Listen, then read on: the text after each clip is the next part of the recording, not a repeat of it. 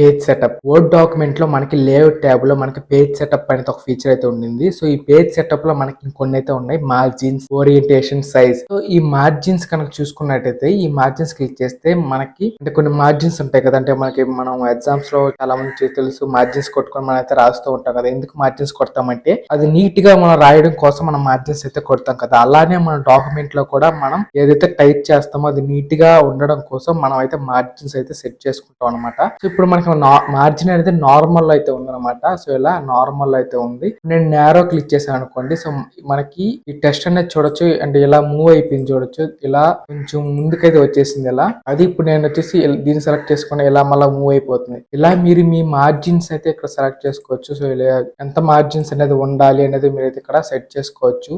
Office default ఎట్లా మనకైతే normal అయితే ఉంటుంది. మీరు ఎలా కావాలి అనేది మీరు సెలెక్ట్ చేసుకోవచ్చు. మీకు అన్న లైన్స్ అనేది ఇలా కావాలా లేదు ఇలా కావాలని మీరైతే ఇక్కడ మార్జిన్స్ అలాగే మీరు కస్టమ్ మార్జిన్స్ కూడా సెట్ చేసుకోవచ్చు. సో ఇది క్లిక్ చేసి మీకు టాప్ ఎన్ని సెంటీమీటర్స్, లెఫ్ట్, బాటమ్, రైట్ మీరు డిఫరెంట్ మార్జిన్స్ మీరు సెలెక్ట్ చేసుకోవచ్చు. అంటే కొంతమంది ఉంటుంది లెఫ్ట్ ఎంత సైడ్ మార్జిన్ ఉండాలి, రైట్ ఎంత వదిలేయాలి, టాప్ ఇట్లా మీకు తగ్గట్టుగా మీరైతే మీ డాక్యుమెంట్ లో మార్జిన్ అయితే సెట్ చేసుకోవచ్చు అనమాట. ఇక్కడ నుంచి సో సెలెక్ట్ చేసుకున్న నెక్స్ట్ వచ్చేసి ఓరియంటేషన్. సో చాలా మంది తెలిసి ఉంటుంది ఓరియంటేషన్ అంటే డాక్యుమెంట్స్ మనకి పోర్ట్రైట్ అండ్ ల్యాండ్స్కేప్ రెండిట్లుగా వస్తాయి. మీరు వర్టికల్ హారిజాంటల్ కూడా అనుకోవచ్చు మనం. సో పోర్ట్రైట్ అంటే నార్మల్ గా మనకి పోర్ట్రైట్ లోనే ఉంటుంది అనమాట డాక్యుమెంట్ అనేది. వాళ్ళు మీకు ఇలా ల్యాండ్స్కేప్ కావాలనుకుంటే ఇలా క్లిక్ చేస్తే మీకు డాక్యుమెంట్ అనేది ఇలా వస్తుంది ల్యాండ్స్కేప్ లో. అంటే మీరు ఎలా మీ డాక్యుమెంట్ ప్రింట్ చేసుకోవాలనుకుంటున్నారు దాన్ని బట్టి మీరైతే ఇలా అయితే తీసుకోవచ్చు. సో మాక్సిమం పోర్ట్రైట్ లోనే ఉంటుంది. ఇలా మీరు దీన్ని చేంజ్ చేసుకోవచ్చు. నెక్స్ట్ వచ్చేసి సైజ్ అనమాట ఫ్రెండ్స్. సో డాక్యుమెంట్ యొక్క సైజ్ అనేది మీరు ఇక్కడ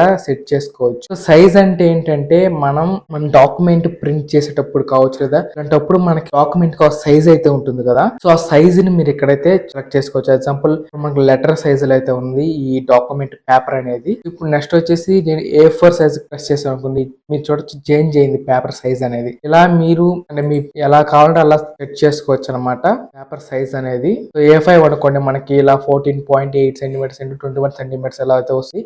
మాక్సిమం ఎక్కువ మంది A4 అయితే యూస్ చేస్తూ ఉంటారు. సో A4 క్లిక్ చేస్తే మనకి ఇలా వస్తుంది. అంటే మనం ప్రింట్ చేసినప్పుడు కూడా మనకి అలా తగ్గట్టుగా మనకైతే ప్రింట్ అవ్వాలి కాబట్టి సో ఈ సైజ్ అనేది సెలెక్ట్ చేసుకోవచ్చు. అండ్ నెక్స్ట్ వచ్చేసి మనకి పారాగ్రాఫ్ అనమాట. సో పారాగ్రాఫ్ లో మనకి ఇంటెంట్ సో అయితే ఉన్నాయి. సో ఇవన్నీ ఏంటంటే 5 సెంటీమీటర్స్ సెట్ చేశాను కదా, 5 సెంటీమీటర్స్ గ్యాప్ ఇచ్చి మనకి పారాగ్రాఫ్ అనేది స్టార్ట్ అవుతుంది అనమాట. హోమ్ ట్యాబ్ లో కూడా సేమ్ ఫీచర్ అయితే ఉంది. ఇంటెంట్ అనేది చూడొచ్చు ఇక్కడైతే ఉంటుంది. So decrease intent and increase intent same feature మనకి ఇక్కడ కూడా లేఅవుట్ లో అయితే ఉందన్నమాట. మీరు ఇక్కడి నుంచైనా యూజ్ చేసుకోవచ్చు, అక్కడి నుంచైనా యూజ్ చేసుకోవచ్చు. మళ్ళీ సెలెక్ట్ చేసి మళ్ళీ మీరు ఆఫ్టర్ సో ఇక్కడ మీరు అయితే సెట్ చేసుకోవచ్చు. దాన్ని బట్టి అయితే మీకు ఇలా ఇంటెంట్ అయితే అవుతుంది అనమాట. స్పేస్ వస్తుంది అనమాట మనకి లెఫ్ట్ రైట్ ఇలా స్పేస్ వచ్చేస్తుంది. ఎగ్జాంపుల్ ఇక్కడ నేను 1 సెంటీమీటర్ క్లిక్ చేస్తాను. 1 సెంటీమీటర్ వచ్చేసి 10 సెంటీమీటర్స్ క్లిక్ చేస్తే మనకి 10 సెంటీమీటర్స్ కి ఇది ఇలా అంటే ఇలా సైడ్ కి వచ్చేస్తుంది అనమాట. రైట్ కూడా మీరు కావాలంటే 5 సెంటీమీటర్స్ పెడితే ఇలా వచ్చేస్తుంది. ఇలా మీరు ఇంటెంట్ చేసుకోవచ్చు. అండ్ అలాగే స్పేసింగ్ ఇవ్వాలనుకుంటే మీకు టాప్ లో మీకు స్పేస్ ఇవ్వాలనుకుంటే మీరు స్పేస్ ఇవ్వచ్చు. ఎగ్జాంపుల్ ఇక్కడ 12 ఇచ్చానుకోండి, ఇక్కడ కొంచెం స్పేస్ వచ్చింది మీరు గమనించారు కదా, అలా స్పేస్ అయితే మీరు ఇవ్వచ్చు.